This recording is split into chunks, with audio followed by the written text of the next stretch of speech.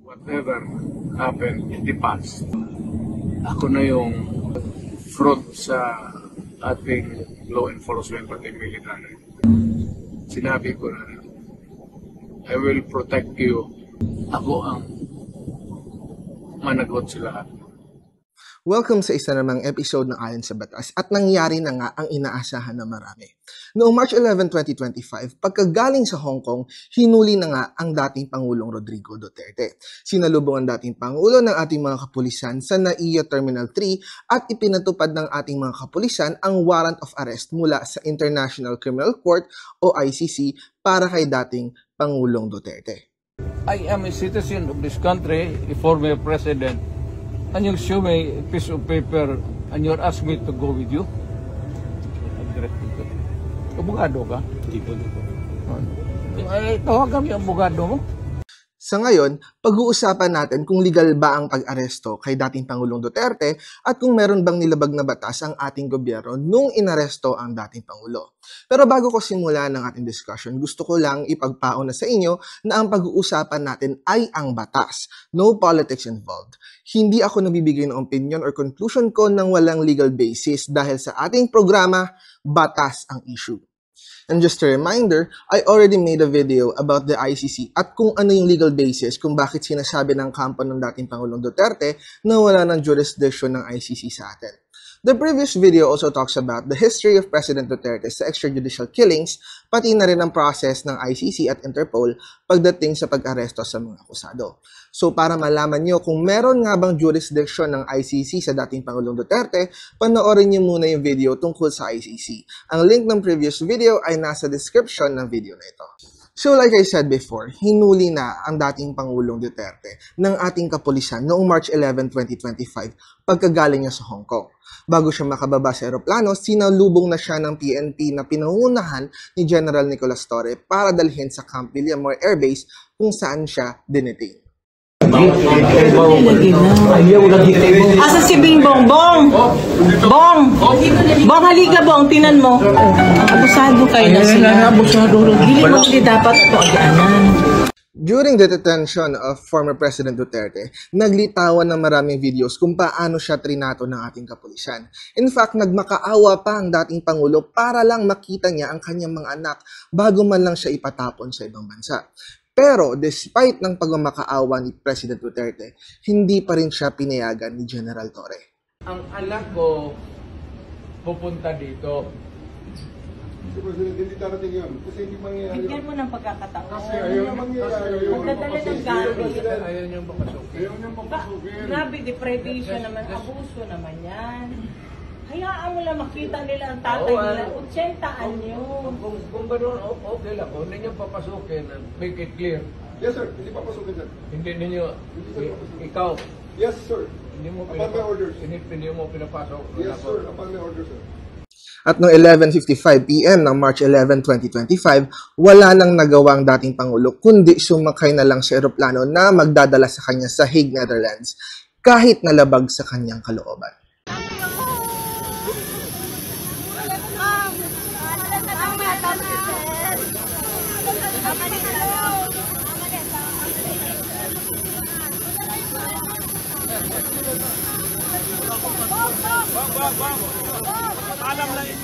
At agad naman nagpa-presko ng Pangulong Marcos para magpaliwanag sa bayan kung bakit niya pinaaresto at binigay ang dating Pangulong Duterte sa ICC. Ayon kay President Marcos, kaya daw niya binigay si dating Pangulong Duterte ay dahil hindi daw niya mahindian ang Interpol. Kasi daw ang Interpol ang tumutulong sa atin na hanapin ng mga Pilipino na may arrest warrant na nagtatago sa ibang bansa. At kapag hindi daw tayo nakipag-cooperate sa Interpol, baka hindi na tayo tulungan. Hindi natin mahindian ang Interpol. Pag sinabi sa atin, tulungan nyo kami, kailangan namin kunin itong taong ito. Sinong tumulong sa atin para makita natin yung mga ating kababayan na inaapi at ginagamit sa masamang paraan? Ang Interpol. Kaya naman, dapat naman tayo, pagka sinabi sa atin, tulungan nyo kami sa ganito, tumulong kayo. Kaya naman, ganun ang ginawa natin. And as a side note, yung sinabi ni President Marcos ay taliwas sa sinabi niya almost 1 year ago. Kasi noong April 15, 2024, sinabi ni President Marcos na hindi daw niya ibibigay si former President Duterte sa ICC. One follow-up, sir. So if the ICC issues an arrest warrant against former President Duterte, will the Philippine government hand him over? Will we do what? Will the Philippine government hand him over if the ICC We don't issues- recognize the warrant that they will send to us. So that's a no. That's a no. Anyway, dahil nga sa paraan ng pag-aresto kay dating Pangulong Duterte, marami sa kanyang mga kaalyado ang nagsasabing illegal ang pag-aresto kay President Duterte. In fact, mismo si President Duterte ay kini-question ang pag-aresto sa kanya dahil hindi nga sinabi sa kanya kung ano yung kasong isinampalaban sa kanya. Basically, ang sinasabi ng kampo ni President Duterte, hindi siya binigyan ng due process. Show to me now the legal basis for my being here. As apparently I was brought here not of my own volition. Alam mo ba na hindi man lang siya na-serve kung anong kaso kung sina-charge sa kanya ngayon? Hindi niya alam. Sir, you are the Prosecutor General. Yes. You know how to exercise due process. Before you can even file charges, you have to file a complaint. We have to file a counter affidavit. Without doing those procedural process, here we are. Being issued the warrant of arrest, questionable warrant of arrest. So ang issue natin ngayon ay kung ano nga ba ang due process sa pag-aresto kay dating Pangulong Duterte at kung dumaan nga ba sa due process ang ginawang pag-aresto sa kanya. Ang karapatan natin Pilipino sa due process ay nakabase sa Article 3, Section 1 ng 1987 Constitution na sinasabi na walang sino mang tao ang dapat bawian ng buhay, kalayaan o ari-arian nang hindi dumadaan sa due process of law. Sa maraming desisyon ng Korte Suprema, walang exact na definition ang due process. Pero ang simpleng ibig sabihin ng due process ay dapat pakinggan muna natin ang akusado bago natin siya sintensyahan. Ayon sa desisyon ng Korte Suprema sa City of Manila versus Laguyo, there are two kinds of due process.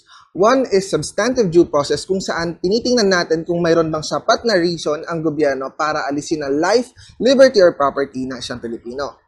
And the second kind of due process ay yung procedural due process, kung saan titingnan natin kung sinunod ba ng gobyerno ang tamang proseso sa pag-deprive ng life, liberty, or property ng isang Pilipino. Pero magfo-focus tayo ngayon sa procedural due process. Para malaman natin kung nilabag ba ng gobyerno ang right to procedural due process ni dating Pangulong Duterte, kailangan nating pag-aralan kung ano ba yung basehan ng pag-aresto sa kanya. Ang legal basis kaya binigay ni Pangulong Bongbong Marcos si dating Pangulong Duterte sa ICC ay dahil meron daw tayong commitment sa Interpol na tulungan sila na mapatupad ang arrest warrant kay dating Pangulong Duterte. Mr. Duterte was arrested in compliance with our commitments to Interpol. Interpol asked for help and we obliged because we have commitments to the Interpol which we have to fulfill. If we don't do that, they will no longer help us with other cases involving Filipino fugitives abroad. So ano nga ba ang commitment natin sa Interpol? Ayon sa website ng Interpol, ang pwede lang nilang gawin ay mag-issue ng red notice and it should be emphasized na ang red notice ay hindi international warrant of arrest. Ang red notice ay isang request lamang sa mga law enforcement worldwide to arrest a person. Para po malinaw, hindi ang Interpol ang aaresto. Ang red notice ay request sa local police na arestuin ang isang pugante para paharapin sa hustisya.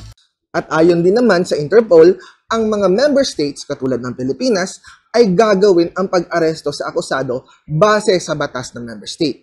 So sa madaling salita, kahit na may red notice si dating Pangulong Duterte, batas pa rin ng Pilipinas ang susundin sa paraan ng pag-aresto kay President Duterte. So ngayon, paano naman ang tamang proseso sa pag-aresto ayon sa batas ng Pilipinas?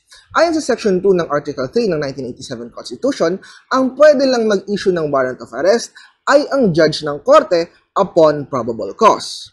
Dahil binigyan ng Interpol ang Pilipinas ng karapatan na i-apply ang ating batas sa pagpapatupad ng pag-aresto kay former President Duterte, dapat sinunod ng gobyerno ang provision ng ating 1987 Constitution na judge lang ang pwedeng mag-issue ng warrant of arrest upon probable cause. Since ang warrant of arrest para sa dating Pangulong Duterte ay galing sa ICC at hindi galing sa judge ng Philippine Court, hindi valid ang ginawang pag-aresto ng gobyerno sa dating Pangulong Duterte.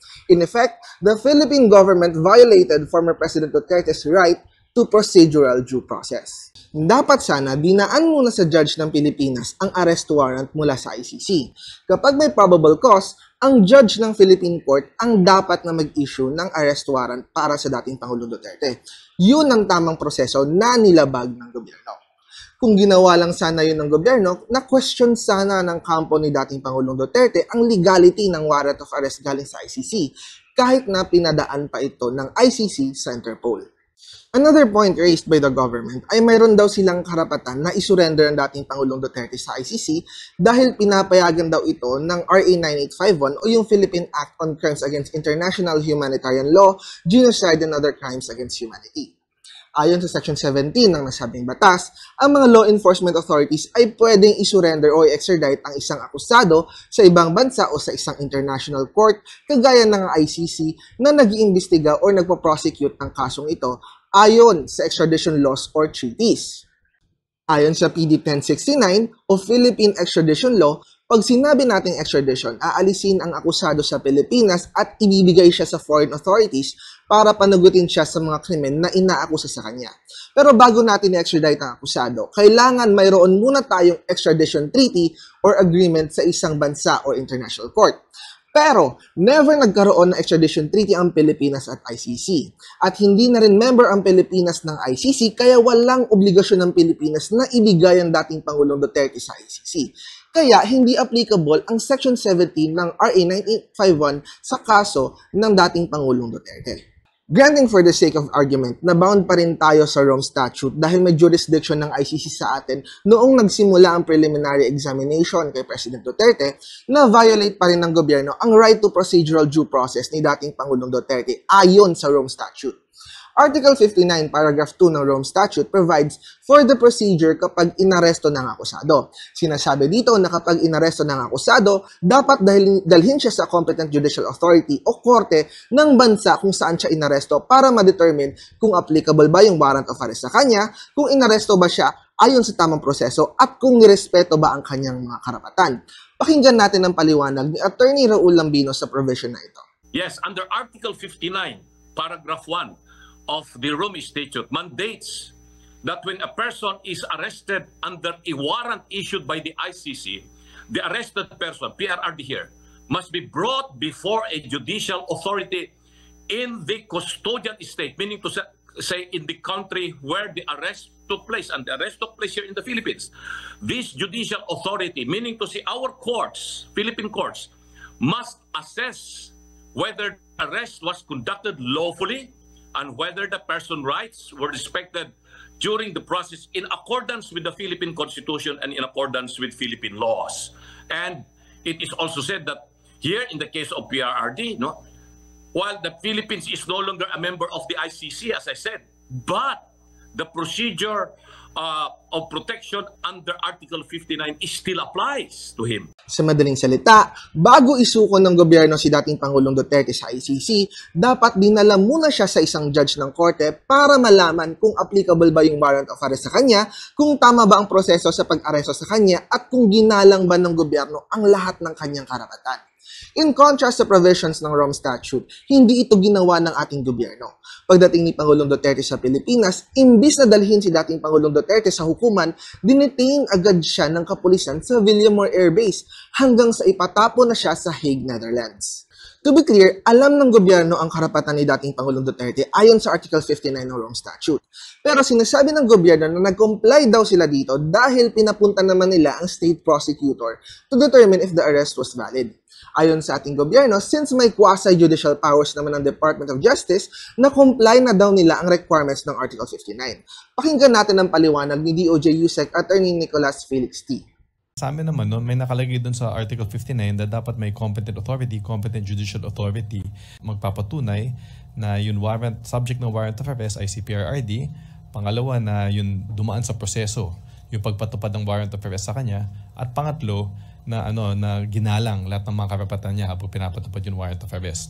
ang nagsilbi bilang competent authority dito ay kami, no, ang Department of Justice. Sa atin, may masama ba na ang DOJ ang nagsilbi bilang competent judicial authority? Walang masama doon. Kasi unang-una, ang DOJ ay may quasi-judicial functions naman yan. So ito na nga ang masama sa ginawa nila. Unang-una, alam ng kahit sinong abogado na pag sinabing judicial authority, ibig sabihin korte yan. Pag sinabi naman natin quasi-judicial powers, ito yung mga ahensya ng gobyerno na hindi korte, katulad ng DOJ o kaya DOLE, pero may karapatan silang mag-hear and decide ng mga kaso ayon sa kanilang jurisdiction.